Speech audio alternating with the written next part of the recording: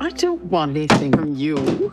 It's not like I can expect anything nice from an orphan such as yourself. Grandma, Stephen is a decent and honorable man. I don't think so. Why your grandfather gave his blessings to your marriage, I'll never understand. No one in the family likes him. I'm just the only one brave enough to say so.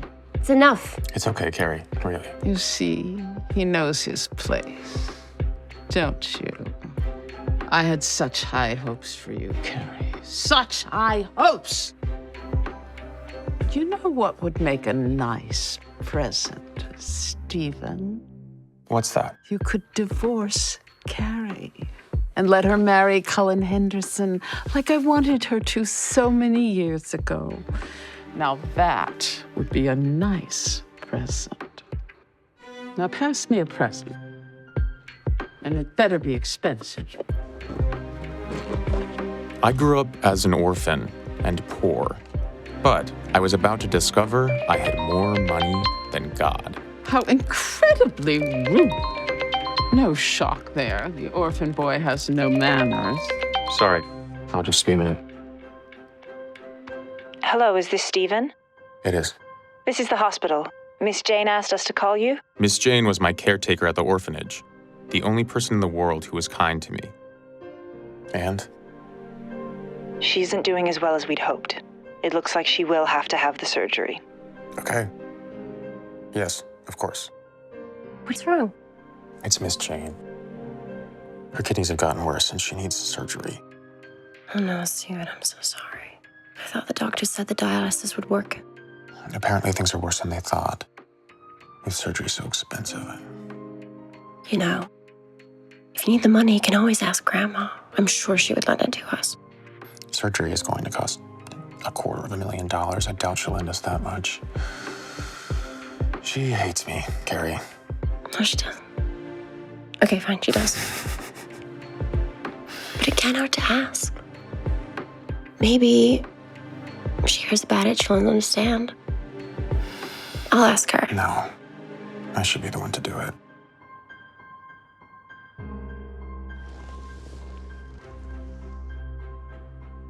Lisa. What is it now? Go on. Miss Jane, the woman who took care of me at the orphanage all those years, she's in kidney failure and she needs surgery. So, She means the world to me. And I was wondering if I could borrow some money to help her. and how much is this surgery? $250,000. I see. I just figured, as generous as you are, maybe you'd like to do something nice for someone as a birthday gift. You figured all that, did you? You come to my house on my birthday. You give me nothing. You have nothing. You leech off my granddaughter, and you have the audacity to ask me for money for some random woman's treatment? She's not some random woman. She's someone that I care about. How can you care about someone if you have no money to care for them with? Miss Jane took care of Stephen and many others out of the kindness of her own heart. And Stephen just wants to repay that. It is my birthday, for crying out loud. Unless the two of you are going to tell me that you're getting a divorce, I don't want to hear anything. I'm not divorcing him! Believe it or not everybody marries for money. Some people marry for love, like us. And is that how he shows his love? By forcing you to beg for money? Once an orphan, always an orphan. All right. If you want the money, you kneel and beg for it, and I'll give it to you. What? Grandma! Be quiet, child. I need you to see what you've tied yourself to. This is what he is and will always be. You heard me. Kneel. Beg.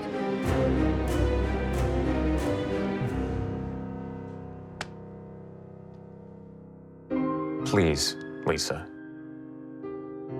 I know you think I'm worthless. Maybe I am. But none of that matters.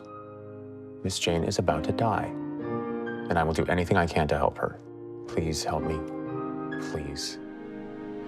I'll pay you back with everything I've got. All right. I'll give you the money, and you can pay me back by divorcing my granddaughter. Divorce my granddaughter and let this family be done with you. How dare you? How dare you interfere in my life? Someone has to. You obviously have no sense of your own. I just can't believe her. I'm gonna go make some calls, see if anyone can help. We won't let anything happen to Miss Jane. And I'll go visit her now. I should be there for her. Thank you for sticking with me. Where else would I go?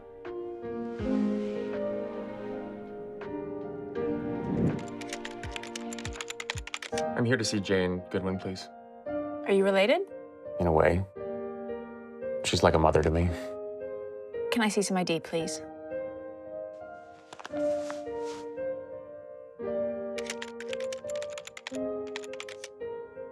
I'm sorry. I'm afraid she's been moved, sir. Moved? Where? She's been moved to another hospital. I'll write the address down for you. But I was just told a few hours ago that she was to have surgery, not that she was being moved. I'm trying to come up with $250,000 on my own.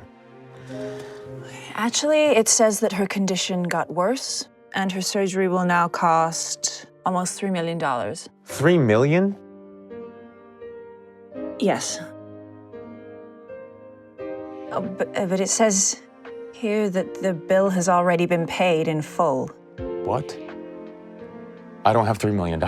There's no way. The benefactor who paid her medical expenses is the one who had her moved to the new facility. But who paid for it? That's confidential. I'm sorry. I suggest going to this new hospital and asking them. Okay.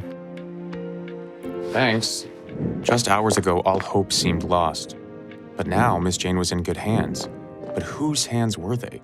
Who was taking care of the bill for her treatment? Stephen, don't be afraid, sir. My name is Sean Drake. We've met before, a long time ago.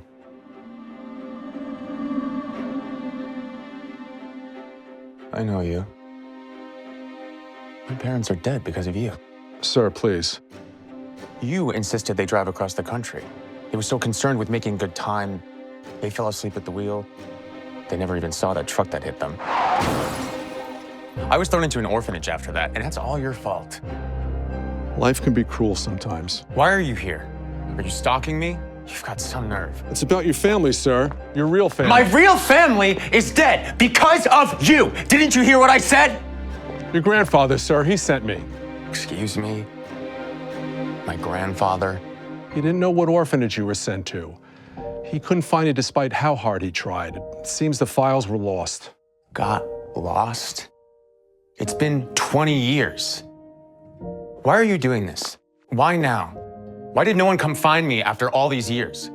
He tried, Stephen, for years. He tried every avenue. He had a team of experts looking everywhere, using AI to age your likeness by 20 years to track you down.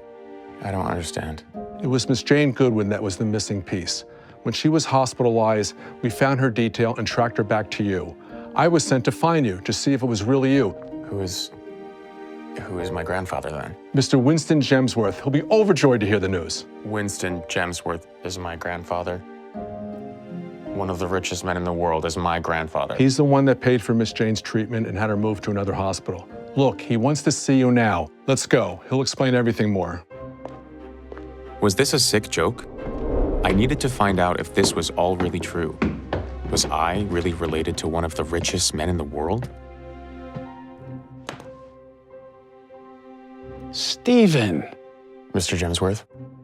Oh, please don't call me that. You're my grandson. Oh, how long I've looked for you. All my prayers have finally been answered. You look just like your father. I do. You do. Do you, remember him? No. And Yes. It was so long ago. I don't know if I remember him. Just bits and pieces. Nothing makes sense. I can't remember his face or Mom's. It's all right, my child. It was many years ago. You were quite young. I'm sorry we left you alone for so long. Come, we have much to catch up on. Winston shared stories about my parents, while I told him about my life. I couldn't believe I finally had family of my own. You're more than welcome to move in here, of course, with your wife as well. Oh, no, we live in an apartment. Apartment in town, yes, I know. But this is your home, too. Besides, now that you're back, I gotta get you up to speed on family business. Who else is gonna take over when I'm gone? You mean you want me to inherit this? Of course. You're my only grandson. I don't know what to say. This is yours as much as it is mine. Thank you, Grandpa. Enough about the past. Let's look toward the future, shall we? Have you heard of the Sterling Group? Of course. It's impossible not to if you live in New York. Well, as of this afternoon, I own it. You do?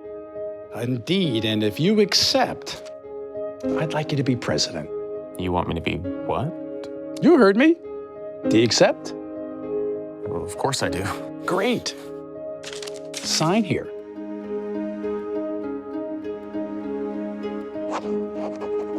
You start tomorrow.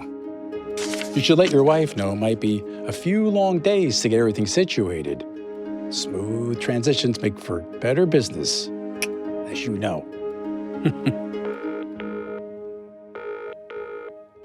Stephen, where are you? It's a long story, Carrie. But the good news is everything's gonna be okay. What do you mean everything's gonna be okay? Did you get the money? Not a lot makes sense right now, but you have to trust me on this. Everything is taken care of. We're gonna be okay. You, me, Miss Jane. It's all gonna work out. I'm worried. It's just so hard to believe. I'm handling everything. Just give me a few days to get the details worked out, and I promise I will explain everything. We will finally be able to live outside your family's shadow. Okay. I trust you. I love you. I love you too.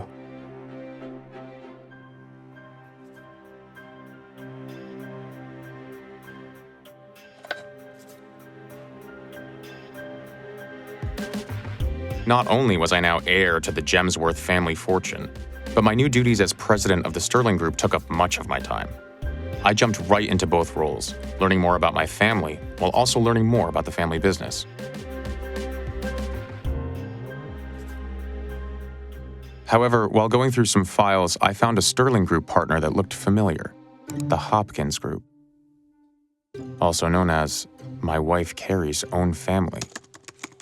It looked like most of the Hopkins family deals were with the Sterling Group, and with access to their files, their entire life was now in my hands. And after how Carrie's grandmother Lisa treated me, I was all too happy to find any dirt I could. Wait, what's this? I couldn't believe I was sitting on a gold mine of information on my wife's cruel grandmother. The question was, what would the file say?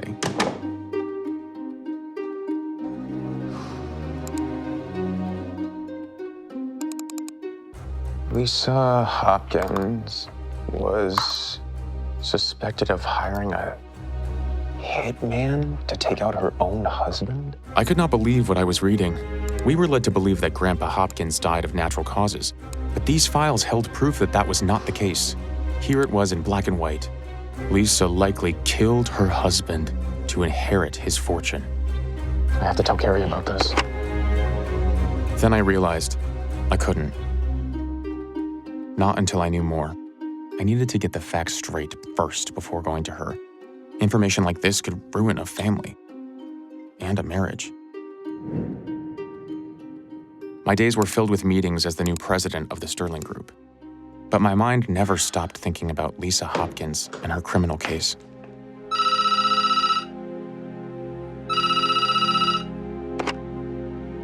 This is Stephen. Hello, Stephen. Who is this?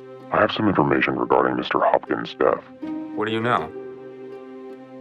Who is this? Happy to tell you, if you're willing to pay for it. Yes. Of course. Any price. Next week, meet me at Grand Central Station. I want $10,000. Fine. How will I find you? You'll know. But how? Pleasure doing business with you, especially when it hurts Lisa Hopkins. Who is this?